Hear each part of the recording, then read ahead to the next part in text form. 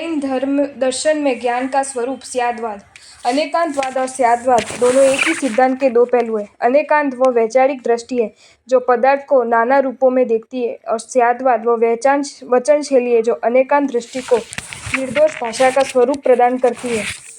अनंत धर्मात्मक वस्तु को सम्यक भाषा में प्रतिपादित करने के लिए स्यादवाद का अवलंबन लेना होता है। स्यादवाद स्याद प्लस वाद इन दो पदों से बना है। स्याद का अर्थ है कथनचित किसी अपेक्षा से, और वाद का अर्थ है सिद्धांत, मत या कथन करना। इस प्रकार स्यादवाद पद का अर्थ हुआ विविध दृष्टि बिंदुओं से वस्तुत्व की निरीक्षण और परीक्षण करना।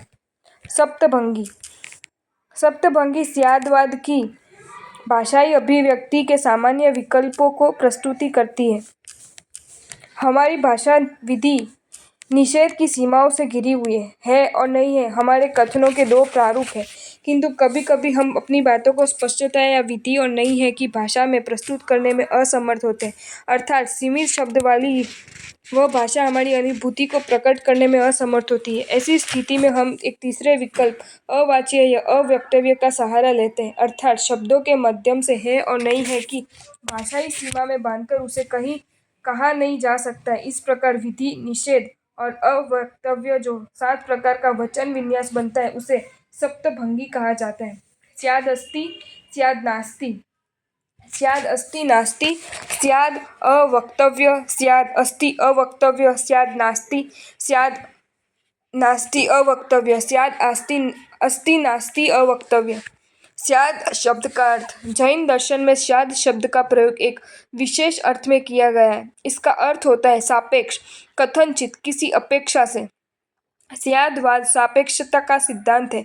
स्याद अनेकांत का द्योतक अवयव है। यह अवयव इस अर्थ को प्रकट करता है कि इसके साथ जो कथन किया गया है वह सापेक्ष है, अर्थात इसके अतिरिक्त भी धर्म इस पदार्थ में है, किंतु वे विवेक्षित मुख्य नहीं है, गौण है।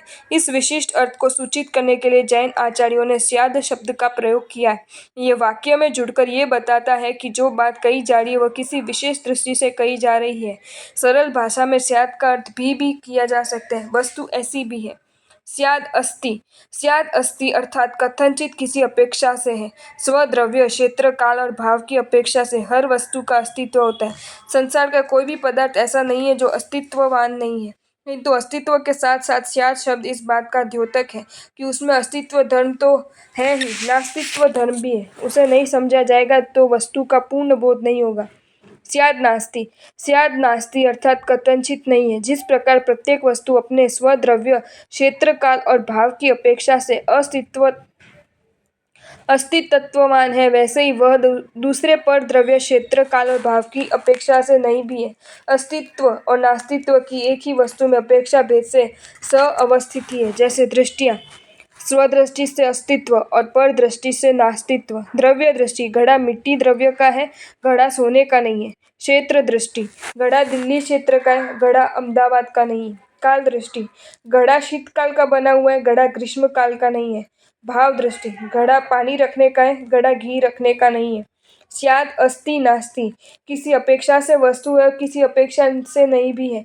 घट आदि पदार्थ स्वद्रव्य, क्षेत्र, काल और भाव की अपेक्षा अस्थि रूप है और पर द्रव्य, क्षेत्र, काल और भाव की अपेक्षा नास्ति रूप है। ये दोनों बातें हमें क्रम ही से कही गई है, अतएव यह भंग प्रथम और द्वितीय भंगों का संयोगी भंग है। इसमें क्रमश विधि निषेध का रूप रहा हुआ है। स्याद अवक्तव्य, वस्तु में अस्तित्व नास्तित्व दोनों धर्म एक साथ रहते हैं, किंतु शब्द के द्वारा उन दोनों धर्मों का एक साथ कथन नहीं किया जा सकता। ऐसा कोई शब्द नहीं है कि दोनों विरोधी धर्मों को एक साथ व्यक्त किया जा सके।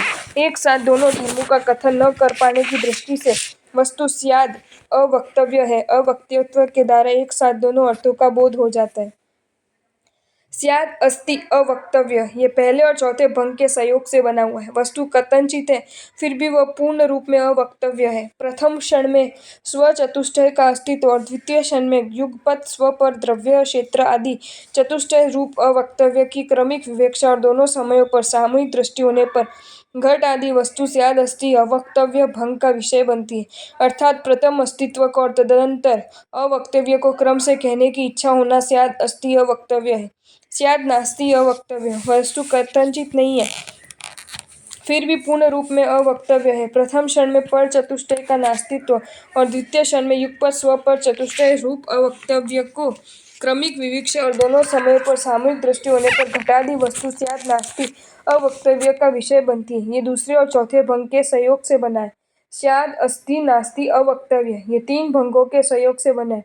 वस्तु कथनचित है भी नहीं भी है, फिर भी पूर्ण रूप में अवक्तव्य है। प्रथम समय में स्वचतुष्टय के अस्तित्व की, द्वितीय समय में पर चतुष्टय के नास्तित्व की और तृतीय समय में युगपत स्व पर चतुष्टय रूप अवक्तव्य की विवक्षा होने पर और तीनों समय पर सामूहिक दृष्टि होने पर घट आदि वस्तु स्यात् अस्ति नास्ति के अवक्तव्य रूप सप्तम भंग का विषय होती है। इसी को एक उदाहरण द्वारा स्पष्ट रूप को समझने का प्रयास करें। स्याद् अस्ति, यदि द्रव्य की अपेक्षा से विचार करते हैं तो आत्मा नित्य है। स्याद् नास्ति, यदि पर्याय की अपेक्षा से विचार करते हैं तो आत्मा नित्य नहीं है। स्याद् अस्ति नास्ति, यदि द्रव्य की अपेक्षा से विचार करते हैं तो आत्मा नित्य है और पर्याय की अपेक्षा से विचार करते हैं तो आत्मा नित्य नहीं है। स्याद् अवक्तव्य, यदि द्रव्य और पर्याय दोनों की अपेक्षा से एक साथ विचार करते हैं तो आत्मा अवक्तव्य है, क्योंकि दो भिन्न भिन्न अपेक्षाओं से दो अलग अलग कथन हो सकते हैं किंतु एक कथन नहीं हो सकता है। स्याद् अस्ति अवक्तव्य, यदि द्रव्य की अपेक्षा से विचार करते हैं तो आत्मा नित्य है, किंतु यदि आत्मा की द्रव्य पर्याय दोनों या अनंत उपेक्षाओं की दृष्टि से विचार करते हैं तो आत्मा अवक्तव्य है।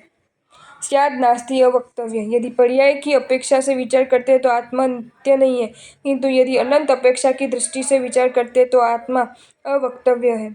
स्याद् अस्ति नास्ति अवक्तव्य, यदि द्रव्य दृष्टि से विचार करते हैं तो आत्मा नित्य है और पर्याय दृष्टि से विचार करते हैं तो आत्मा नित्य नहीं है, किंतु यदि अपनी अनंत अपेक्षाओं की दृष्टि से विचार करते हैं तो आत्मा अवक्तव्य है। आपको ये वीडियो अच्छा लगा हो तो इसे लाइक करें और शेयर करें और